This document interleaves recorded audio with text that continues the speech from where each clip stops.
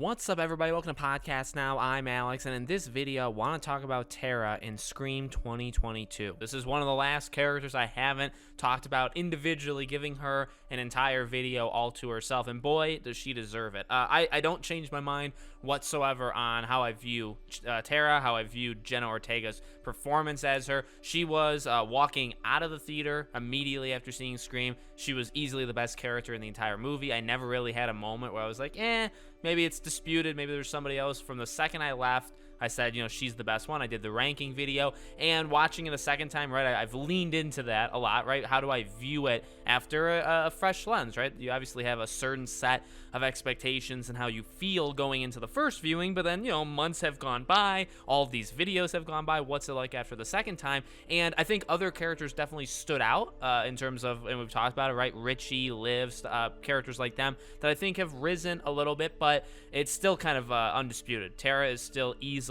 the best character in this movie, and she really, she doesn't have a lot of screen time, although she does. It's actually kind of weird, right? Because going into this movie, I had even made the prediction. I'm not afraid to say I was wrong. I was wrong about many of the predictions, and I was right for many of them as well.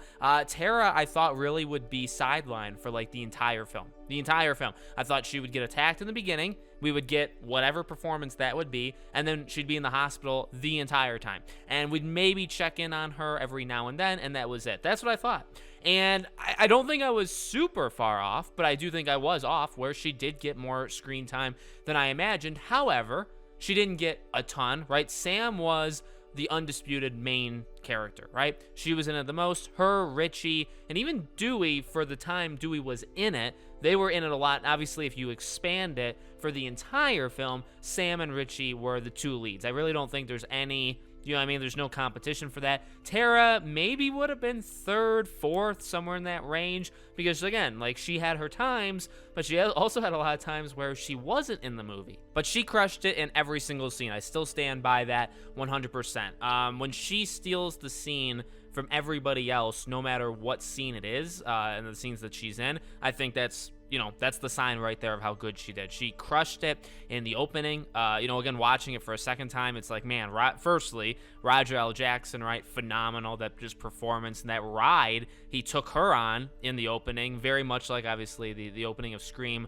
1, but different. I wouldn't say it's not better. I think the Drew Barrymore one is better, but when you're trying to replicate it while also definitely trying to do your own thing, right? Taking a lot of inspiration, a lot of homages, but also trying to do something new in a way.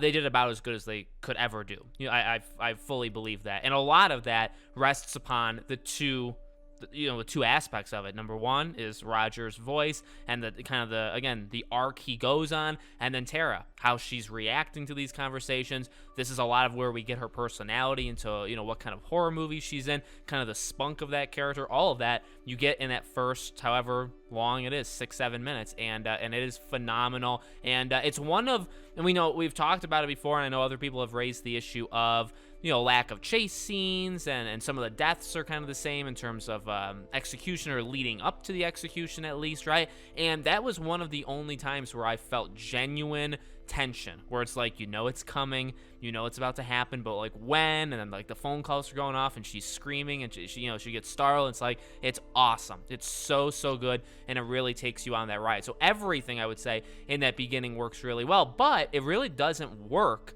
if you don't have her giving her A game, I guess I would say, right? So she killed it there. The violence against her, I mean, my dear God, they really put her through the ringer the entire movie. She just gets beat up throughout the entire film, again at the hospital. But again, it's also the other scenes, right? Obviously, I think the biggest scenes that stand out is probably the opening, the Ghostface attack at the hospital, right before Dewey's death. But the other scenes, I think, honestly, is what kind of won me over, because I was hoping to be impressed by, the big moments. But it's like, well, where can she, impress me everywhere else? And, I know there is conflicting thoughts on the Sam telling Tara about Billy scene. I know there's some people on Twitter that really love that scene from Sam's perspective, that they think Sam absolutely crushed it. I really don't. I've said that. I think I've stayed pretty consistent on that. I don't think she was bad in the scene, but I definitely don't think that was like her shining moment. And I think while she's the one, giving the information, I think Tara's the better one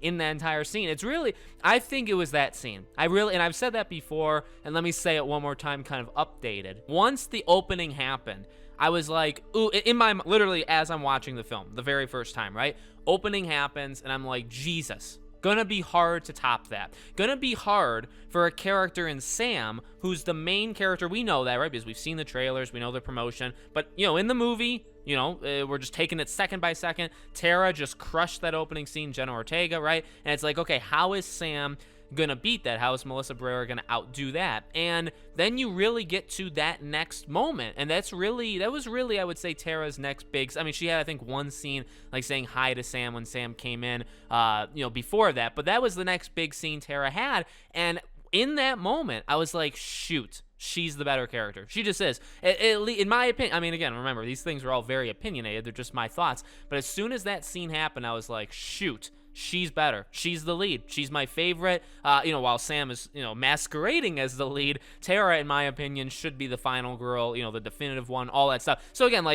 obviously the movie plays out, and in my opinion on Sam did rise as the movie went on. I've said that before, but it was in that scene I was like, shoot, I like her more. I think she's a better character. I think just the way I think she's a better actress. I've said that before. Not to get super down on Melissa Barrera. I just think Jenna Ortega is better, and there's really nothing wrong with that. The talent that Jenna Ortega has is quite spectacular for that age, and I can't wait to see what Scream 6 and 7, and again, I want these movies to lean into Tara because she's so good and Jenna Ortega is so good, so I want to see that over the next two films. But really from that point on, I was on the Tara train, and it just kept going. Again, nothing I think really would match the opening, and I don't even think you can match that again in the next movie, right? I don't know if she needs to be a punching bag for the killer in the next movie, but I just don't think you can maybe match that, I don't know if necessarily performance, but you can't really ever match that event that happened in the beginning of Scream 5. You could have some sort of dynamic, emotional-wise, if Sam were to ever die and you were to hand the baton off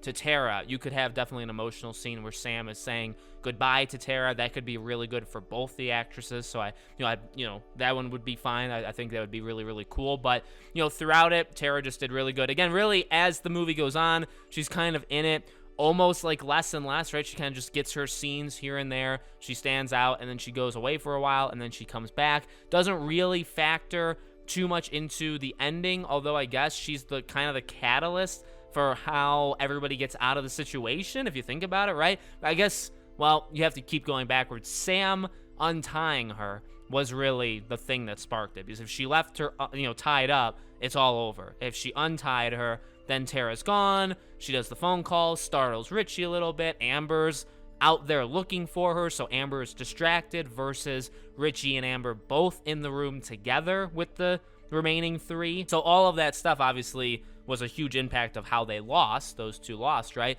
And it wouldn't have been possible without Tara, but because they put her on crutches, I guess, well, let me say one thing, okay? This is not Jenna Ortega's fault. It's not Tara's fault. One thing that I've always, kind of pointed at with this movie, not a big fan of, is, well, I guess you could go down the hospital route. Why in God's name is the hospital empty again? But in reality, the bigger thing to me was the time period of how short of the duration of these vicious attacks on Tara, and how much she recovered in like record time, right? The wheelchair, when she's in the wheelchair, that all felt very believable in terms of this is a broken, literally physically broken person who can't do anything, who is in so much pain. And again, by the way, she sold that. Like when you can see the hand bleeding through the cast, it's like, okay, well now I can visually see that, like, your wounds are still there, and then how she reacted, where she's just like screaming in pain, like she can't take it. You can feel the pain in her face. She sold it, right? So you have that was all believable, completely fine.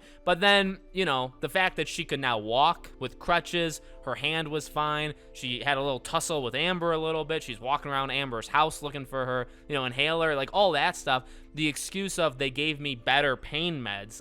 You know what I mean? I don't love that reasoning. It's a movie. It's a horror movie. I guess there's sometimes going to be those, things that are a little dramatic. But that would be my one kind of complaint, that it doesn't really make sense that she's walking around. And yes, I mean, again, she didn't participate too badly in the finale, and I would like her to participate in the next one. And I think she probably will, to be honest with you. So let me know what you guys think in the comments below. Make sure, as always, you guys are subscribed, bell icon turned on. We're wrapping this up. I only have a few characters left, I feel like, in terms of the individual characters, and then, hopefully within the next month or two, we get Scream 6 stuff, and we're going to move directly into covering that. So I'm going to try to wrap up any final thoughts on Scream 5, and then go right into Scream 6. If you want to follow me anywhere else, all my social media is in the description below, along with our Patreon and YouTube memberships. Thank you all for watching, and I hope to see you all on the next video.